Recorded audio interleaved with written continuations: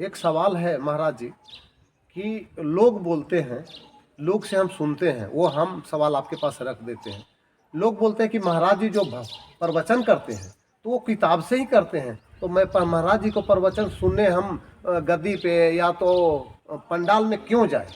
तो उसके बारे में दो शब्द कह दीजिए, जो हमें भी वो शब्द कोलाहल मचाए रहता है दिल में, तो उसके बारे में कह दीजिए। बात ऐसी है कि कोई भी सब प्रमाणम बचो ग्राह्यम बालादपि सुखादपि अप्रमाणम बचस त्याज्यम बालादपि सुखादपि। सब प्रमाण युक्त जो बातें होती है, क्योंकि हमारा सनातन धर्म का नियम है युक्ति प्रमाणाभ्याम ही वस्तु सिद्धि। कोई भी युक्ति प्रमाण देकर जो कथाएं होती है वो ज़्यादा ग्राह्य कथा है और मान्य है, श्लाघ्य है, वंद्य है, पूज्य है।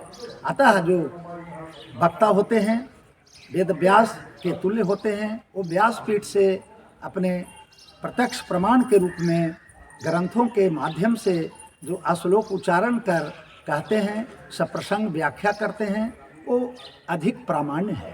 ऐसे तो बहुत लोग अपना कथा के माध्यम से जनता को प्रसन्न करने के लिए बीच बीच में कुछ जो है दृष्टांत, उदाहरण, किंवदंतियाँ, हास्यप्रद रखते हैं और रखना भी चाहिए, परंतु वे सभी कार्य यदि ग्रंथ के आधार पर हो, सब प्रमाणिक हो, तो ज़्यादा ग्राह्य और मान्य होता है।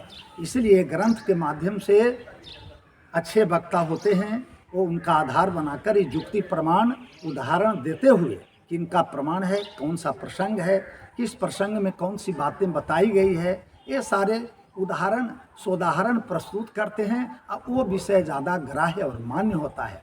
अतः आमने सामने श्रोता वक्ता का यदि प्रत्यक्षीकरण हो तो ज़्यादा लाभ भी मिलता है और हृदयंगत होता है। हृदय में सारी बातें तब ज़्यादा बैठती है जब श्रोता समक्ष रहते हैं और वक्ता व्यासपीठ पर होते हैं। यही हमारी सनातन परंपरा है। हमारा एक दिमाग में बात चल रहा है कि किताब में तो कोई पढ़ लेता है, लेकिन महत्व जो है महाराज जी के मुखार बिंद से, मुखार से सुना जाए, वो ज़्यादा महत्व लगता है। इस तरह का हमारे सरस्वती माँ हमें ज्ञान दे रहे हैं, तो वो चीज़ हम आपसे पूछते हैं कि जो महत्ता जो है संत के मुंह से सुनना, संत के श्री मुख से सुनना, तो वो चीज़ इसमें हमारा वैदिक सनातन पूर्व से ही परंपरा आ रही है। जब परमात्मा को अपनी प्रसंग लीला कथा वार्ता सुननी होती है, जदा विष्णु भवेद वक्ता लक्ष्मी च श्रवणे रता, जदा लक्ष्मी भवेद वक्त्री विष्णु वै श्रवणे रता। श्रीमद् भागवत महापुराण में ये बातें बताई गई है। परमात्मा को जो अपने प्रसंग लीला कथा सुननी इच्छा होती है तो भगवान स्वयं अपने श्रोता बन जाते हैं और लक्ष्मी वक्त्री बनती है। जब माता लक्ष्मी खुद श्रोत्री बनती है तो भगवान विष्णु वक्ता बनते हैं। उसी रूप में भगवान सदा सांब शिव जो है स्वयं पार्वती को श्री राम चरित्र राम कथा का अवतरण गंगा करने वाले स्वयं शिव जी स्वयं कहते हैं ये जहाँ लगी साधन वेद बखानी सब कर फल हरि भगति भवानी, उमा कहूँ मैं अनुभव अपना असत हरि भजन जगत सब सपना। हे उमा, मैंने सभी शास्त्रों का आलोडन किया, सबका निर्णय एकमात्र यही है कि भगवान के चरणों में, श्री राम विष्णु रामकृष्ण के चरणों में भक्ति प्रेम बने। इसलिए तो उन्होंने अल्पकाल में ही कहा कि राम रामेति रामेति रमे रामे मनोरमे सहस्त्र नाम तत्तुल्यम राम नाम बरानने। हे बरानने, अधिक जो विष्णु सहस्त्रनाम पाठ करने में वो काल साध्य है, समय साध्य है।